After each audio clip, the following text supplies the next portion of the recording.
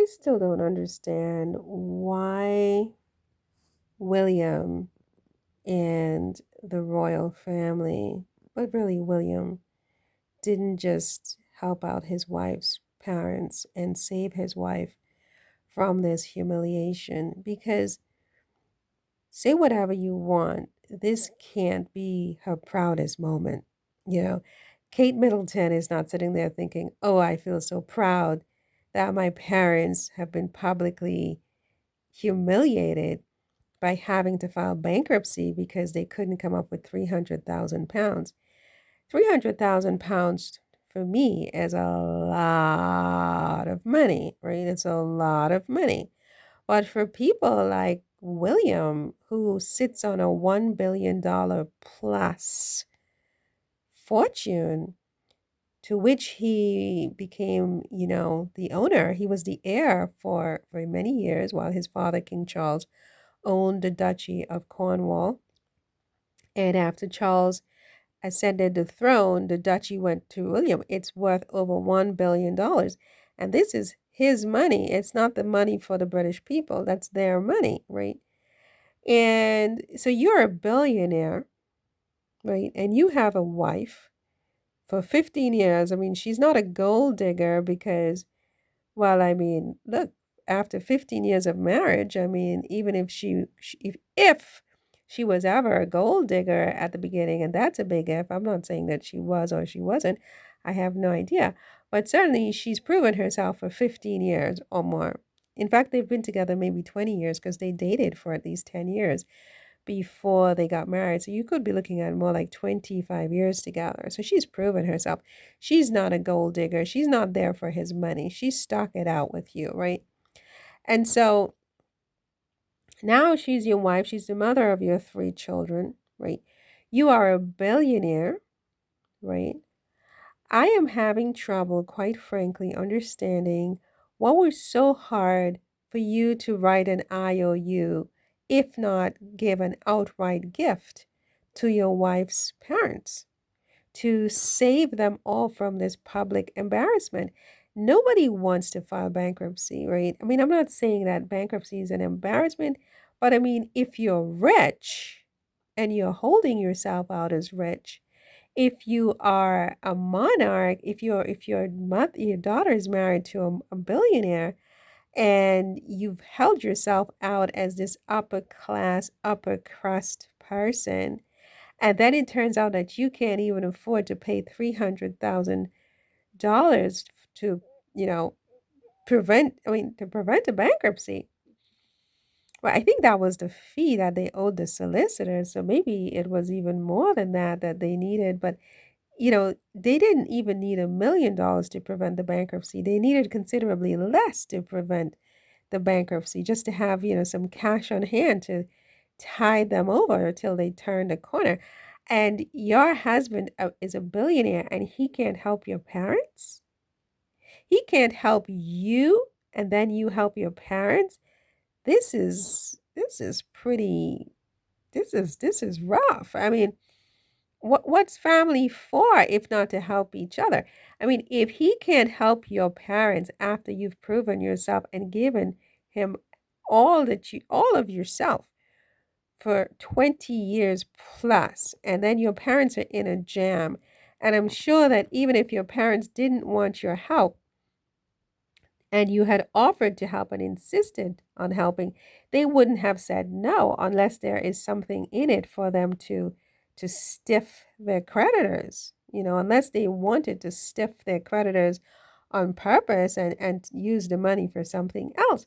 Because I don't see why someone in their position would, want to be publicly ridiculed in this way of looking poor. I mean, they look poor, right?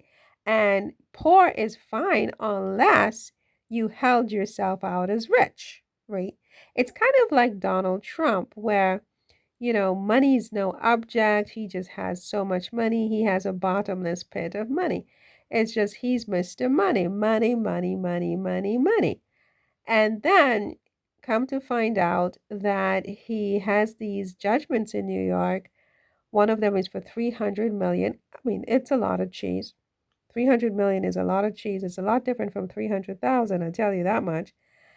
And but still, I mean, even at 300,000, I mean at 300 million, even if Trump was as rich as Trump claims to be, it should have been easy for him to pay this judgment, or to post his bond, as it were, in his civil case in New York, you know. And as it turns out, he couldn't do it. He just didn't have that kind of cash. And except for a last minute Hail Mary pass where they got the judge to reduce the amount of the bond that was due, Trump would have probably lost one of his buildings, like Trump Tower. Because why? Because he held himself out as being much, much richer, I think, than he really is. And to me, that's embarrassing. That's embarrassing, right? That's embarrassing. I mean, I'm sure there's some of his supporters who are looking at that and they're kind of scratching their head. I mean, they're not saying anything, but they're like, because a part of his appeal and his mystique is that he's just so rich. He's bottomlessly rich, right? So once you see the proof in the pudding that no, he's not, it's something dies. Sometimes it's imperceptible at the moment, but you lose something when this happens. It's a similar thing with the Middletons, right? Because I don't think they ever said in so many words we're rich, and they certainly never said they were billionaires. But they certainly led a certain lifestyle. They led a certain standard of living. Their children went to certain schools, they kept certain company. Their daughter, as it were, married the next king of England. I mean, that's no small feat, right? And he clearly wasn't going to marry a Meghan Markle, right? He was not going to be seen with anything less than the creme de la creme, not only, financially, but racially and every other way, right? So there's that aspect. And then, so you think, well, okay, her parents have this multi-million dollar business and things are wonderful and, they have all this money. And then it turns out that, oh my gosh, they have these problems because of COVID, whatever the reason. And these problems can easily be covered up. They can easily be covered up to save face, right?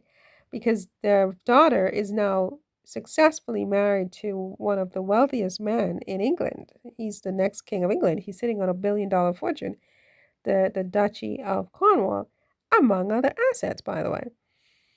His great grandmother left him money, his mother left him money. I mean, it's just money, money, money up the wazoo, right? And when King Charles croaks, which could be any day, all of that other stuff is also William. So, I mean, William is not exactly hurting for money, right? And so when you tell me that he just couldn't bring it himself to help out his wife, who would then help her parents, I'm just like, wow, what is this? Like, I mean, and if you are the wife in a situation like that, how do you feel about your husband? I mean, it depends on how much you love your parents, number one, and number two, I mean, how proud you are, because this reflects back on Kate. It's not the Middletons who are broke, it's Kate Middleton's parents who are broke. That's an important distinction, you see. So their brokenness reflects back on Kate. It's all Kate. Nobody cares that the Middletons are broke. It's like anybody else, we're all broke. I mean, hey, God knows I'm broke, right? Nobody cares. But the person who is most famous and who's in the public eye, they bear the brunt of whatever their other family members are or do, right? So the fact that these people are Kate Middleton's parents, it becomes Kate's problem. It becomes Kate's shame, right? It's kind of like if it were Megan's mother, Doria Ragland, who had filed for bankruptcy, and apparently she did in the past, and I've seen many articles about that, right? I mean, and none of them were particularly kind, right? But imagine that at this point, she had to file for bankruptcy, and Megan couldn't swing the money to help her out to pay for a $300,000 fee to keep this out of the press. What kind of daughter is that? People would be like really dogging Megan because it's kind of like what are families for if they can't help each other, right? And so, you know, yeah, I mean, that's really what my big thing is. Why couldn't William have just stepped up and helped out his wife, who would then help her parents? I mean, what was so difficult for him to do? I mean, it's 300,000 pounds. We're not even asking for £1 million here. It's 300,000 pounds. And this could have, if not an outright gift, it could have been an IOU or something like that. A soft IOU where, if they can't pay it back, they can't pay it back. I mean, he easily could have done that. Why didn't he do that? And how does Kate feel about her husband having, having done that? Him having done that? Does she look at him with the same dewy eyes, or have her eyes sort of hardened against her husband?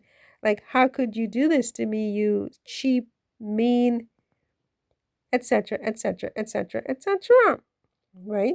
I mean, I know I would be like, are you kidding me? You're a billionaire and you can't help me? You can't help my parents? What the heck good are you in my life? Kind of thing. Yes, I would. I don't care what you think about me. That's how I would feel about it. So I'm just like really, nonplussed, if you will, that he couldn't just step up and help out this girl's parents like that, unless we don't have the whole story. I mean, it's possible that they offered to help and the help was rejected, or that the help was accepted, but that the money was not used to pay the lawyer's fees. You know what I mean? They could have decided, you know what, we don't really care about, paying these lawyers' fees if we don't have to pay it. Maybe the system is built in such a way, and I don't know, this is just me speculating, but it's possible that the English, bankruptcy system is such a way that if you can't pay the solicitor, you can't pay the solicitor. You just write those off as well. And then whatever money they receive for help would then sort of just be kept in their personal accounts, because if they keep their business accounts and their personal accounts completely separate, then their creditors can't pierce the corporate veil. They can't, insist that they pay from personal funds, you see. So if they did receive help and that help went into their personal funds, then they could still get away with not having to pay their creditors, who would only have access to their corporate funds and their corporate bank accounts, unless they could pierce the corporate veil if they could show that the Middletons had commingled their corporate accounts with their personal accounts. I mean, I don't know. It's all very, very interesting, but I just find it hard to believe, hard to fathom that William couldn't step up and help out his wife's family. Your thoughts?